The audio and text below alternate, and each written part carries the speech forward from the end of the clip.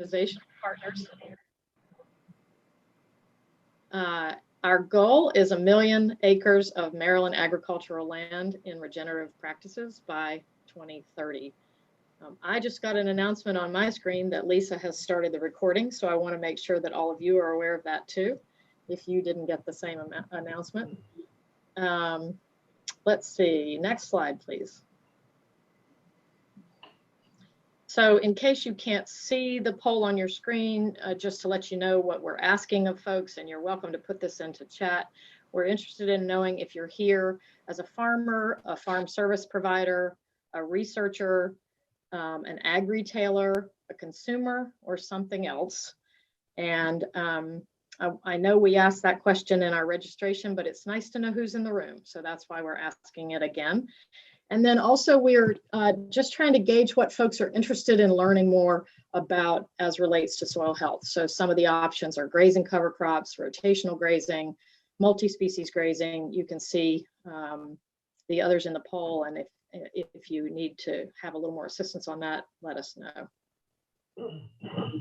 Next slide. So some of the work of the Million Acre Challenge is captured here. I'm not going to spend a lot of time on it. Let's see, Liz is saying she doesn't see the poll. Good question. Does anybody else see the poll? Yes, because I have people voting. I can see that. So Liz, I apologize. I'm not sure how to fix that for you. But feel free to put in chat whether you're a farmer or farm service provider, etc. I'll move on here. That what I want you to notice about the slide here with the Million Acre Challenge is just a couple of things that we're involved in, and in many cases they involve networking opportunities. So our soil health benchmark study, which is a PASA, Pennsylvania Association for Sustainable Ag, it's their initiative, but it's headed up for the Million Acre Challenge by Lisa Garfield, who's with us today. Our soil health hubs and lunch and learns, which you're participating in right now, are ways that we want to provide opportunity for farmers to connect with each other. We are a farmer-focused initiative, and we really see farmers as the experts, recognizing that you're already working to steward the land, and our goal is to help you do that. Next slide. Just a couple of quick announcements. In addition to our monthly lunch and learns, we're going to be launching on July 1st a monthly drop-in soil health hub meeting. This will be virtual for now to allow farmers from all over the state to participate. It's going to be a very unstructured agenda. So the point is to come with your soil health questions in mind and have an opportunity to chat with fellow farmers about that. I also want to encourage you, maybe even now, to check out our social media channels. Go ahead and like and follow us so that you can stay up to date on things that we're doing. And likewise, we can do the same with you.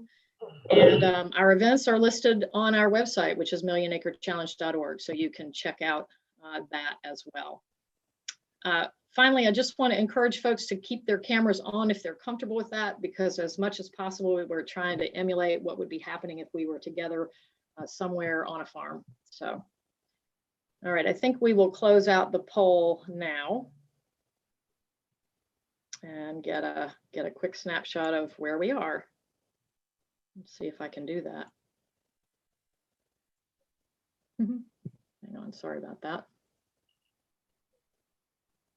All right, there we go. So about 70% of the folks here today are farmers, 15% farm service providers, and consumers and others make up the rest of the percentages. Lots of folks interested in grazing cover crops, rotational grazing, and farmer networking. But the top vote went to mixed species cover crops. We also have folks interested in making or using compost, in mulching, and in multi-species grazing. So kind of across the board, like almost even votes for all of those. So that's great. Thanks, everybody. All righty, next slide, please. All right, we're about to get into Michael, which is why I know you're here today in the first place. Real quickly, kind of a bio on Michael. He has farmed the Chesapeake Bay Foundation's 285-acre Clagget farm since 1982, which, in case you don't want to do that math, is just shy of 40 years. Before that, he taught plant ecology at the University of Maryland College Park. He's a Maryland soil health champion. He's served on the boards of Northeast and National Sustainable Ag Research and Education, and also for NSAC, National Sustainable Agriculture Coalition. Clagget Farm, which is owned by Chesapeake Bay Foundation, is in Upper Marlboro, Maryland. 150 acres of that 283 serve as pasture for the farm's cow-calf and finishing operation, as well as for sheep and lambs. A couple of acres are devoted to the native tree and shrub nursery, and 20 acres are in vegetable production, which also supports a 250-member CSA. It's worth noting that Michael helped found the Mountains to Bay Grazing Alliance and the Maryland Grazers Network, both of which support pasture-based farm management through networking and mentorship programming. Michael, we're super happy to have you with us today. Thank you for taking a little bit of time. Michael's just come through baling hay, so he says he's a little worn out from that. Next slide. Good to be here. These are the questions that we're going to be sort of talking with Michael about today, but this slide is going to disappear so that you can see some pretty pictures of things that are going on Clagget Farm. I'll call your attention right now to this email address at the bottom, and you'll hear more about Liz later, and I'll give you another chance, but just make a note of that email address, eronston@cbf.org, and we'll get to that in a few minutes as well. All right, next slide. And Michael, let's kind of start out with you just kind of fleshing out what I've already offered about the farm itself. Tell us a little bit about the operation, and then in particular, what new soil health practices you're working on right now. Yeah, there's a lot of territory to cover. So when I first came to the farm almost 40 years ago, it was all corn and tobacco. The only grass was around the houses. First thing I did was get the Soil Conservation Service out. They used to be the Soil Conservation Service back then. I wish they still were, but NRCS is a fine name. They told me it was the worst farm in a 3-county area. The gully erosion was awful. You could not drive tractors across these gullies. They were so deep. So and they said, listen, all your topsoil is gone. It's down in the Chesapeake Bay.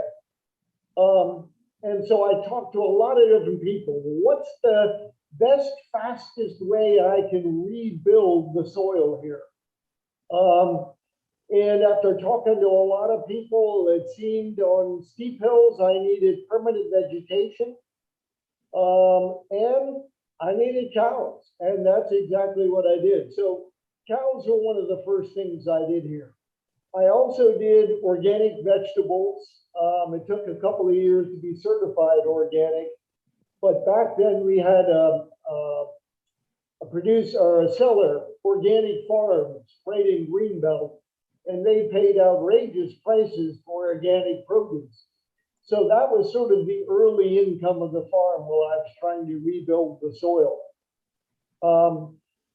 When I got the cows on the farm, I talked to the extension agent. I remember, I won't mention his name, but he said, you can't raise cows without grain.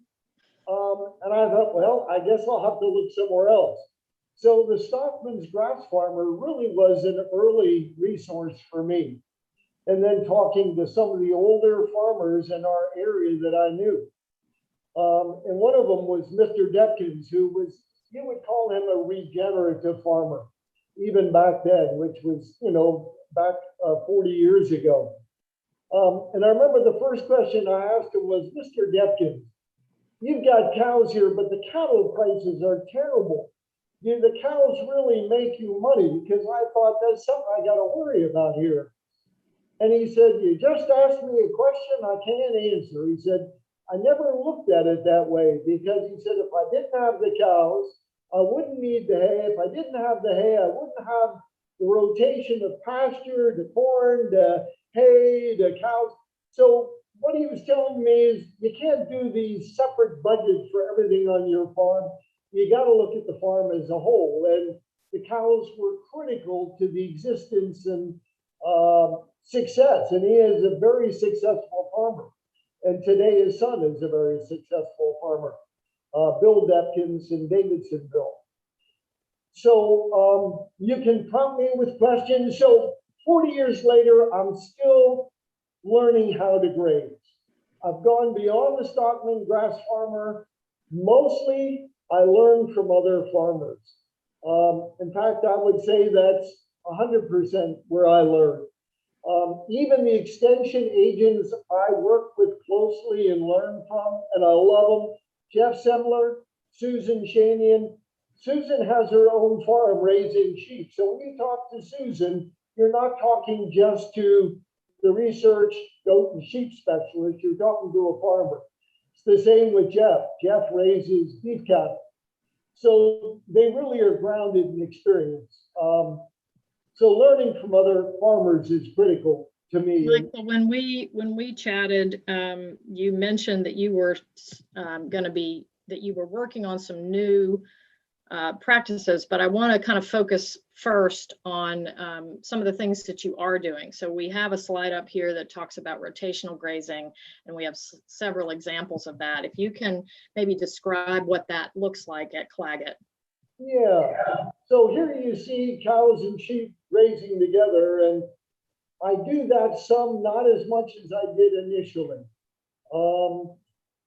We are moving cattle every day to every 2 days. Some pastures, it'll be 2 days. The sheep pretty much move every 3 days, and there are reasons for both.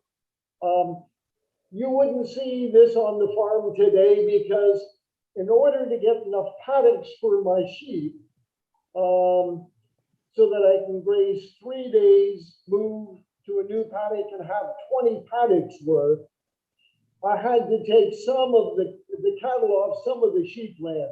So they only graze together about a third of the time.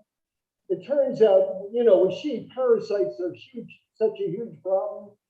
If you can move them every 3 days, you can eliminate or greatly reduce parasite pressures, because the parasites that come out in the manure won't reinfect the sheep until day 4 or 5.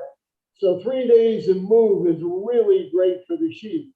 But it did mean I couldn't do multi-species all the time, because land-wise and fencing-wise, I have better fences where I have sheep, is the big thing.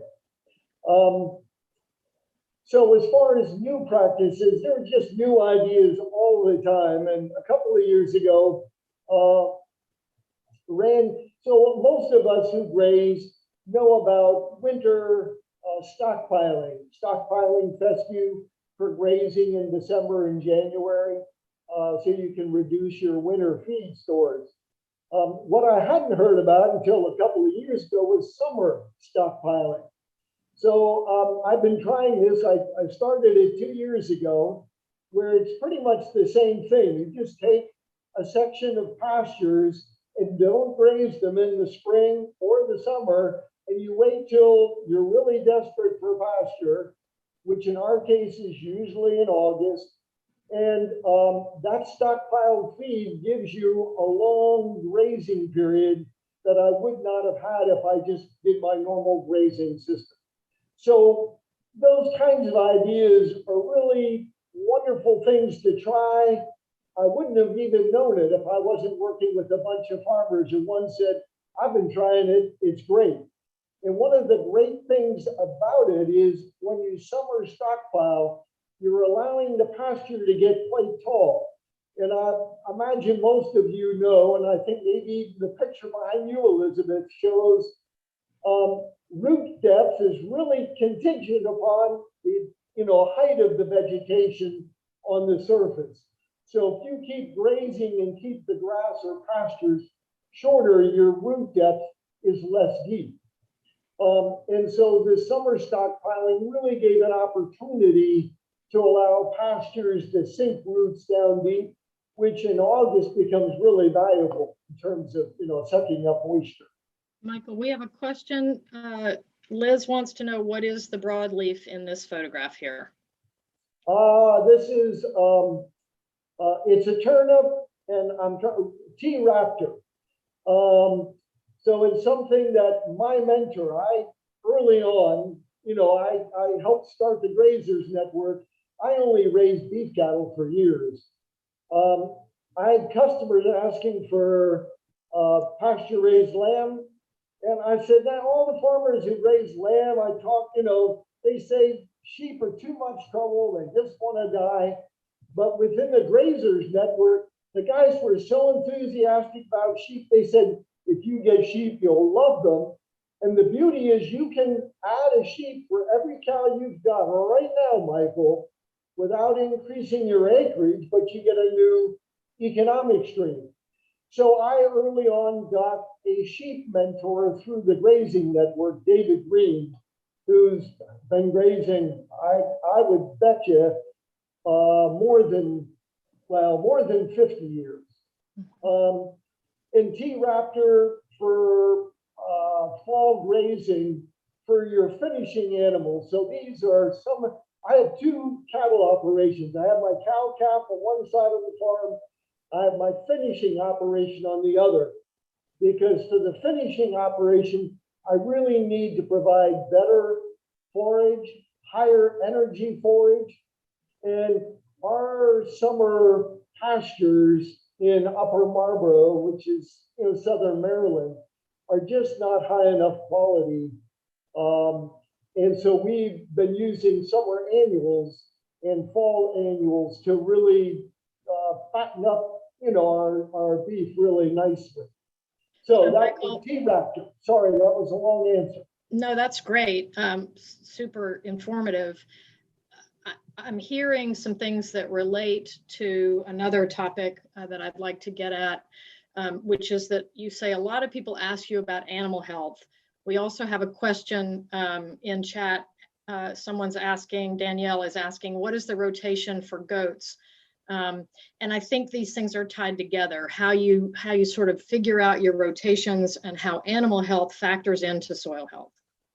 Well, that's good. Now, I do not know goats, but I'm guessing it would be similar to sheep in terms of parasite control.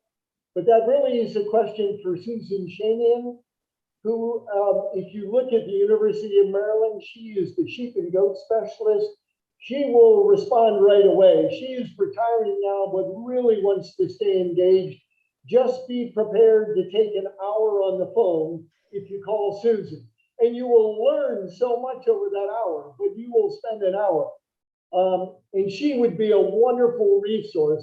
She is one of the better resources for sheep and goats in the East Coast. She's really great and connected to a really wonderful network of small ruminant researchers and farmers. You had another part to, soil health and animal health. So, to me, they're two sides of the same coin. I got the cows to improve soil health, so you can understand that I do believe cows have a role in helping promote soil health. But I look at it the other way around mostly. I want to grow great forage because that's how I'm going to grow good cows. To do that, I need healthy soil. So healthy soil helps me get good forage, helps me get good cows. That is so critical. And when you look at the health issue, cattle, sheep, goats, dairy cows, they're ruminants. They were not meant to eat grain ever, in spite of that extension agent, Scott Barry. I said I wouldn't mention him years ago. So even the university has really shifted their thinking on all of these issues. But first, having animals on pasture is so important for their health. One of the things we do in the Grazers Network is we work with Dale Johnson, an ag economist, and he really looks at the economics, the inputs. And the economics tell you so much about the animals. And I wish I had a slide of it up here for you, but one of the slides is about animal health, how much farmers spend per year per animal. And for the confinement dairy farms, it was about 100, and I'm a little bit pulling these numbers out of the air, but they're close. I think it was $183 per year per cow for the confinement farmers. For the grass-based, it was $72 per animal per year. So right there, you're saving $110 per cow. But what you don't see in those numbers is those nights lying in bed thinking about that sick cow that you got or that you had to get rid of. It's so much more about the farmer's mental health, knowing you're raising the animals in a way that gives them maximum opportunity for health. So I don't know if that's just the beginning of an answer, but I think I'll stop there. No, that's terrific.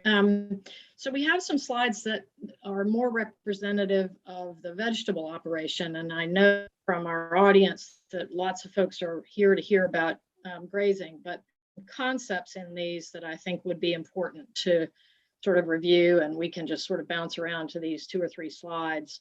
And I guess what I'd like is to think about in the context of these, the overarching question of how do you learn how to incorporate new practices, no matter what they are. So you've mentioned, or we see in our slides, we have strip tillage examples, we have compost, but I think all of these kind of relate to the broader topic of how anybody learns how to incorporate something new. And you had a pretty interesting response to that.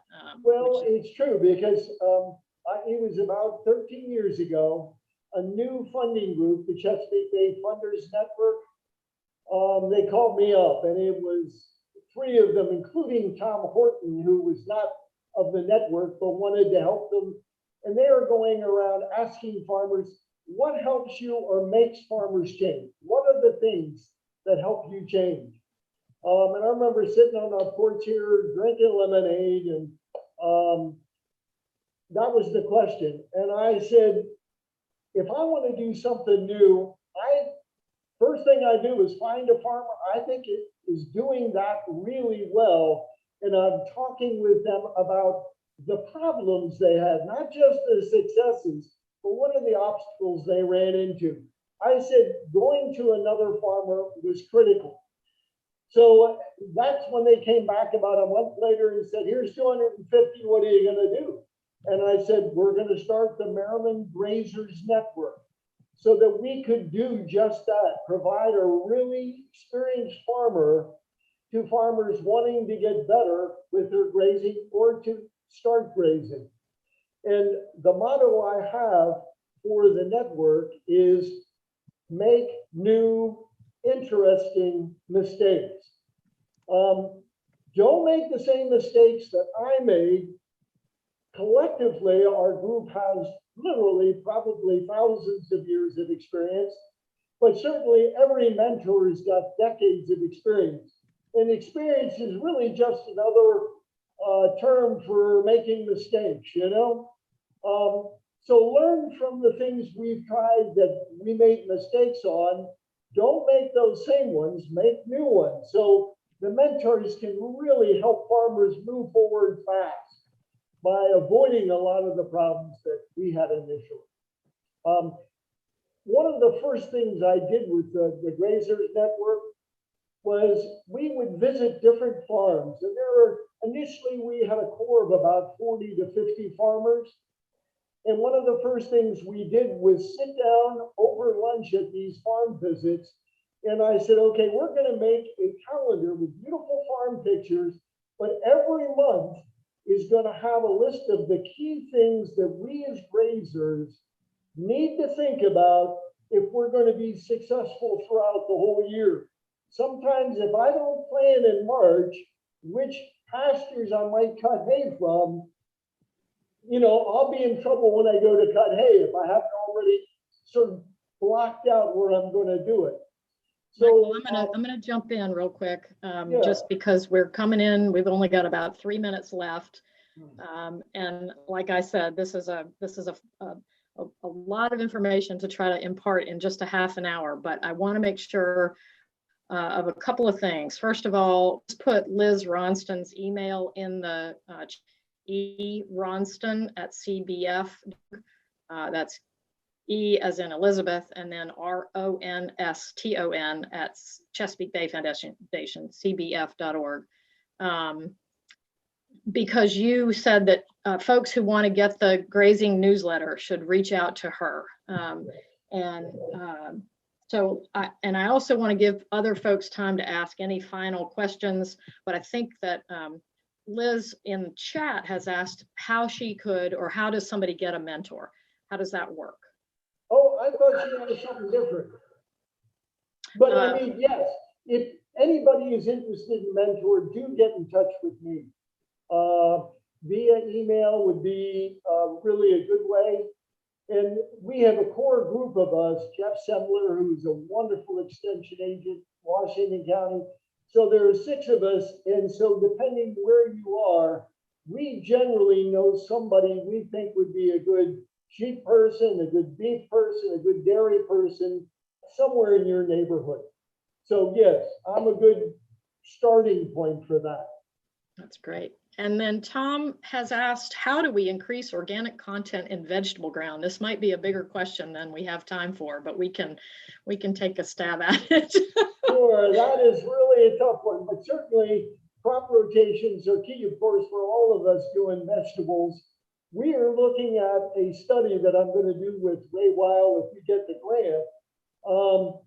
And we are looking at animals grazing cover crops on vegetable or cropland because we believe it really stimulates the soil biology, which is so critical to soil health.